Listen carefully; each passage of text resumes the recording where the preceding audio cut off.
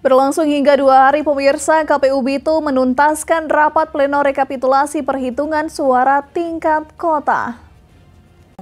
Komisi Pemilihan Umum Kota Bitung akhirnya menuntaskan rapat pleno rekapitulasi perhitungan suara pemilihan gubernur, wakil gubernur, serta wali kota dan wakil wali kota Bitung pada pemilihan serentak tahun 2024.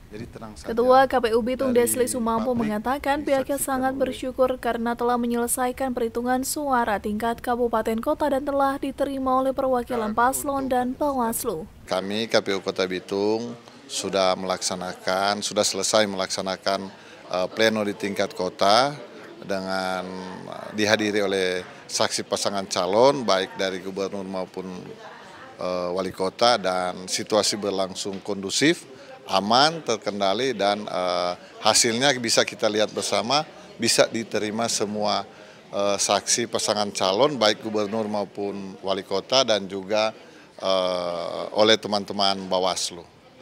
Sementara itu, Ketua Bawaslu Kota Bitung Debbie Londok mengaku rapat tersebut telah berjalan dengan aman hingga perhitungan suara telah disahkan oleh pihak KPU Bitung. Untuk sepanjang rekapitulasi, kami akan melihat dulu LHP yang dilakukan oleh jajaran staf termasuk kami. Namun sepanjang ini kami belum menerima jika ada temuan untuk proses rekapitulasi ini.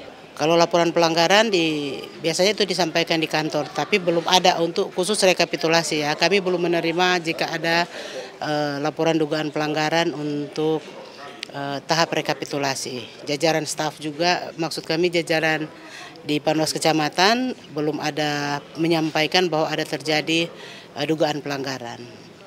Selanjutnya, pihak KPU Bitung akan mengikuti rapat pleno rekapitulasi tingkat Provinsi Sulawesi Utara.